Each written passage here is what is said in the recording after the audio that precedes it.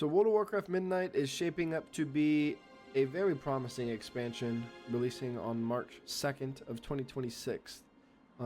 We can expect quite a lot just from the patch notes that we've seen. It's shaping up to be quite the overhaul that they are cooking. Specifically, it seems to be a huge win for those in the RP community.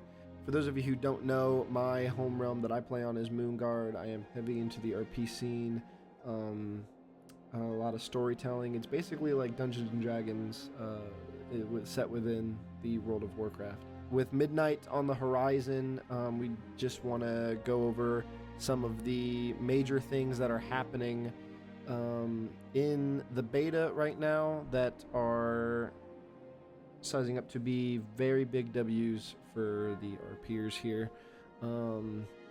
Not to mention the new emote / lean that we got recently, that's been taking over Stormwind by its head. So obviously player housing, which is available right now for those who have pre-ordered the Midnight expansion.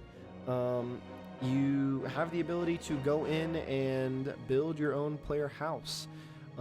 Players can purchase 2 houses, one for their Horde characters, one for their Alliance characters.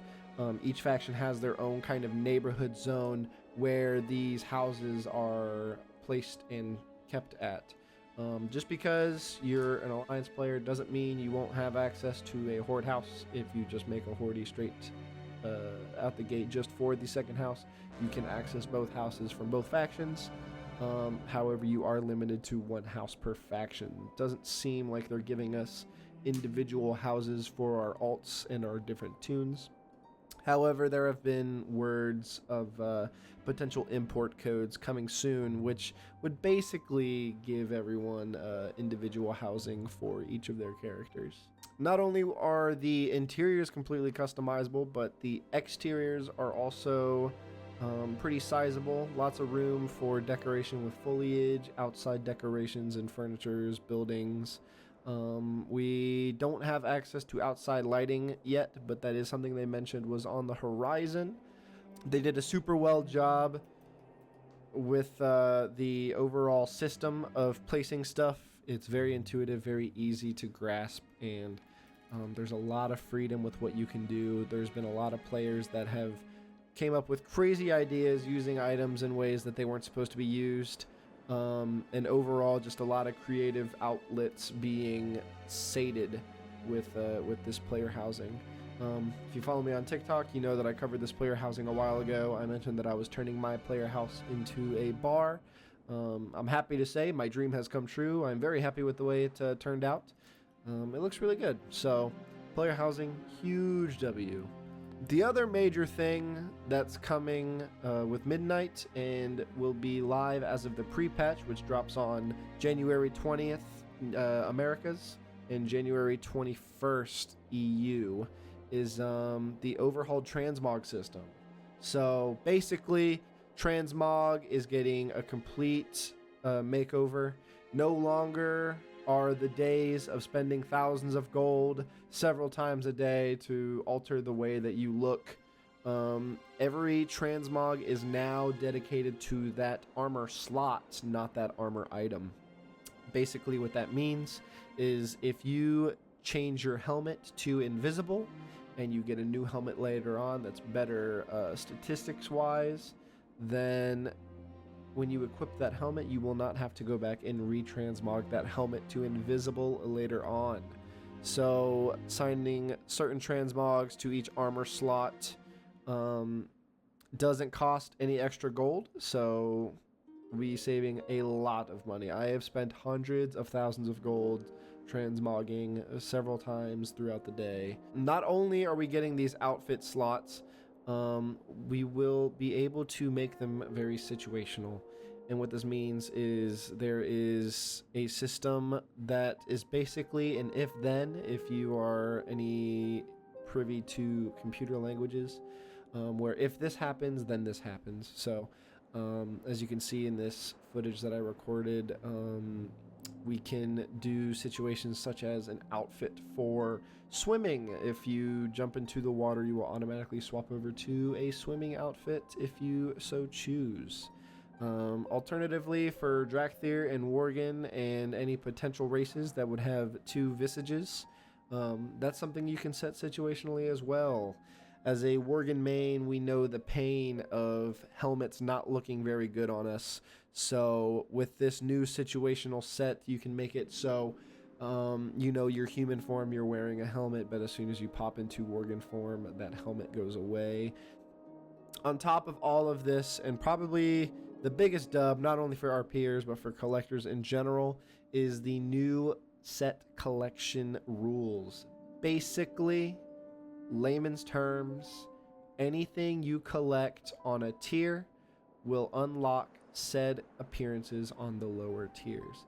So if you were grinding out Castle Nathria, you have all of the mythic pieces, all of the heroic pieces, and you just can't find enough of the pieces of the normal set. As long as you unlock the set on a higher difficulty, all lower difficulties will be unlocked. Now, as of right now, you do have to have the entire set unlocked before the lower tiers get added as well. We don't know if that's going to change. Maybe it will, maybe it won't, but it's a huge W for collectors. Gone are the days of running Castle Nathria 5 times a day, you know, across 6 different alts for every single difficulty. Basically, you'll just have to be running them on Mythic, and as soon as the Mythic appearances have been collected, you will get the Heroic, Normal, and LFR versions as well. Now, I'm not entirely sure if that translates to PvP. It's to be seen whether or not this translates to collecting the Elite set, unlocking the Gladiator set, as well as, you know, any world transmogs. I know that there are several recolors for like world quests, delves, dungeons, so on and so forth. I'm not sure how those tie into these variants, but when it comes to raid sets, you can rest assured knowing that legacy content, you will not be grinding it nearly as much. Therefore, you will not be banging your head against a wall nearly as often. Overall, it's just shaping up to be a very exciting expansion. Lots of overhauls coming, not to mention, you know, the class changes, the UI changes, the add-on changes. All of that is good and fun, but I just wanted to focus on the RP aspect of it today. So I'm very excited for what it unlocks. I'm very excited for what they are developing in the future. We've heard word of them adding your pets and mounts wandering around your player house, and that could add a little bit of life. I'm still holding in for NPCs at some point. There was a brief mention in an interview talking about the technical scale difference between mounts and pets, and then something as such as player alts. So it'd be pretty cool if you could have your player alts hanging around your player house as well. That would make everything a lot more lively and a lot more interesting, and something that I would die for. So let me know what you guys think about upcoming Midnight, if you guys plan on grabbing it, or if you guys are gonna hang back, let it go on for a little bit and see what the hype ends up resulting in. I already got my collector's edition pre-ordered. I'm waiting for it to come in the mail. If you guys want to see me do an unboxing of the collector's edition, let me know. Otherwise, that's all I got for you guys. I hope you guys enjoyed the video. If you did, make sure to subscribe. I'm going to be pumping out a lot more World of Warcraft content on this channel. It seems to be the thing that I've been playing the most and taking up most of my time, so why not make it the focal point of my content if I like doing it so much. So thank you guys so much for watching, and I will see you guys in the next video. Take it easy.